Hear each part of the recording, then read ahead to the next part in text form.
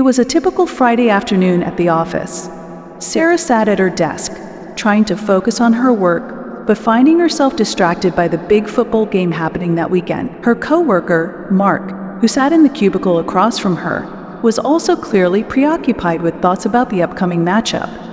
"So, who do you think is going to win this weekend?" Mark asked, leaning back in his chair. "Oh, the Eagles for sure," Sarah replied confidently. "My team is on a roll this season. Yours doesn't stand a chance." Mark leaned forward in his chair, a competitive gleam in his eye. "All right, if you're so confident, let's make this interesting. How about a friendly wager on the game?" Sarah tilted her head, intrigued. "I'm listening. What did you have in mind?" "If the Eagles win, you have to bring me coffee and breakfast every morning for a month," Mark proposed with a grin. "Him, throwing down the gauntlet with complimentary caffeine AC," Sarah chuckled.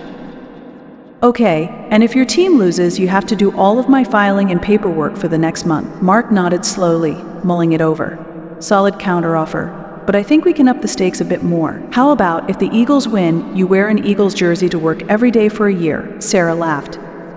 "Get ready to be my personal assistant, because if your team loses, you have to shave your head." "Oh, that's cold." Mark winced, running a hand through his hair. "All right, I accept your terms, but let's really make this legendary. If your Eagles lose, you have to shave your head, too." "Now look who's being cold," Sarah exclaimed. "Fine, I agree to the double head shaving if I lose, but only if you also have to sing the Eagles fight song while wearing their colors at the next office happy hour." "Deal," Mark declared, sticking out his hand to shake on it. As they shook seals their outrageous bet, he added with a twinkle in his eye, "May the best team win." Sarah sat back in her chair, already envisioning Mark bald and belting out the Eagles fight song for their amused co-workers. This bet was sure to make the weekend's game one to remember. The weekend arrived and Sarah and Mark gathered at Mark's house for the big game, snacks and drinks in hand. Their friends and co-workers were also there, eager to see the outcome of Sarah and Mark's outrageous bet. As the game wound down, it became clear that Sarah's beloved Eagles were going to lose. When the final whistle blew on their defeat, Mark leapt up and pumped his fist in victory. "Yes," he cheered. "Get ready to break out the razors, Sarah." Sarah groaned, putting her head in her hands. "Ugh, I can't believe they lost." "All right, Mark, you win fair and square. A bet's a bet." After the end of the match, Mark grinned wickedly and said, "Let's go to the barber to get you shaved bald." Sarah's eyes widened in shock. "What, right now? It's 9 p.m. on a Saturday night." "Of course right now," Mark said gleefully. "We had a bet and you lost fair and square. Let's go make you bald." Sarah shook her head in disbelief. "Can't we at least wait until tomorrow, when the barber shop is open?" "Nope," Mark replied. "A bet is a bet. I already called my barber and he's waiting for us to swing by his shop." Sarah stared at him. "You pre-planned this, didn't you?" Mark just shrugged, still grinning. With a heavy sigh, Sarah grabbed her keys. "Fine, I'll do it. Let's get this over with before I change my mind." Sarah rode in the car with Mark to the barber shop. She kept shaking her head in disbelief that this was actually happening. As they pulled up and parked, Mark rubbed his hands together eagerly. "This is going to be amazing." Sarah rolled her eyes. "Easy for you to say. You're not the one about to lose all your hair." They entered the shop where the barber was waiting. Sarah slumped into the chair as the barber draped the smock over her. Mark stood nearby, barely containing his excitement. "Make sure to get it nice and smooth now." The buzzer rang out as the barber began shaving Sarah's head. She clenched her eyes shut, still not quite accepting her new reality. "You can open your eyes, you know. It won't be that bad," Mark teased. The barber started shaving Sarah's hair off with the clippers. As her locks fell to the floor, Mark could barely contain his laughter. Finally, the barber finished and Sarah's head was completely bald. She opened her eyes and tentatively recked up to feel her smooth, hairless scalp. Mark grinned at her. "Ace of a pine toodle. Well, do you remember what you used to look like with hair? Because that Sarah is gone." Sarah gave him an icy stare. "Yes, hilarious. I haven't forgotten what it was like to have hair. I gotta say, the bald look suits you." Mark continued to tease. "It's very aerodynamic. Just stop talking," Sarah grumbled. "What? No cute quips about your fabulous new do?" Mark pressed. "Don't you at least want to take a selfie to remember this moment?" "The only thing I want is revenge on your team next season." Sarah shot back, "Just get me out of here before I find a permanent marker and draw my hair back on." Mark held up his hands in mock surrender, still chuckling. All right, let's get you back home, cue ball."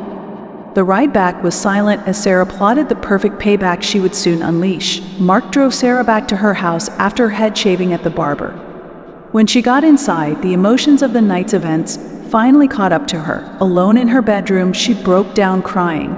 As much as she didn't want Mark to see her moment of weakness, losing her hair had been humiliating. She looked at her bald head in the mirror through teary eyes. "Get it together, Sarah," she told herself, wiping her eyes. "It's just hair. It'll grow back." Exhausted, she crawled into bed and eventually cried herself to sleep. In the morning, Sarah's alarm went off bright and early. As she lifted her head from the pillow, for a moment she forgot about her new look. The previous night came flooding back when she ran her hand over the stubble on her scalp. Sarah groaned, not wanting to face her co-workers like this, but knowing she had to own it. She got ready for work, making sure to grab a hat to wear. Upon arriving at the office, Sarah took a deep breath before striding confidently to her desk. Time to show Mark and everyone else that she couldn't be fazed. The game may be over, but she was already planning her next move. Sarah took her seat at her desk, ignoring the giggles and whispers of her co-workers. Mark sauntered over, barely able to contain his amusement. "Good morning, Sarah. Love the new look," he snickered. "Laugh all you want," she replied coolly. "It's just hair." Before Mark could respond, the office intercom buzzed. "Sarah, can you come to my office, please?" the manager's voice requested. With a sinking feeling, Sarah made her way there. She entered his office tentatively. The manager looked up from his desk with a concerned expression. "Sarah, I wanted to check in about your new hairstyle choice." "Is everything okay?" Sarah sighed. "Yes, everything's fine. I lost a bet over the weekend and had to shave my head. It will grow back." The manager leaned back in his chair and said, "There's no need to grow your hair back out. I think you should keep it shaved." Sarah looked puzzled. "You do? But I thought you wanted me to wear a wig for clients." "Forget the wig," the manager replied. "I think you should shave it into a flat top style instead. It would look very striking." Sarah was shocked. "A flat top?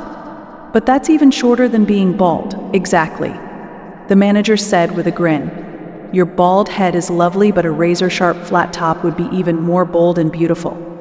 Sarah hesitated and then said, "I'd really prefer to just let my hair grow back out." The manager's face became very serious. "I'm afraid that won't be possible. The decision has been made. You need to shave your head and into a flat top." Sarah was shocked. "But I want my hair to grow out. Why can't I choose for myself?" "Forget about growing your hair," the manager said firmly. "You don't need long hair anymore. In 1 week's time, you will return with your head shaved into a proper flat top. That's the policy." "You can't force me to cut my hair a certain way," Sarah argued. The manager stood up from his desk, hands clasped behind his back. "I'm afraid it's not your choice. This is the new company policy for all female employees. You? What? That's ridiculous. You can't control our hair like that." "I can and I will," the manager said coldly. "1 week, Miss Sarah. I expect to see you back here with a perfectly shaved flat top." Sarah left his office in shock, realizing she had no choice but to comply. The manager will clearly tolerate no insubordination. She returned to her desk defeated, dreading having to shave her hair even shorter.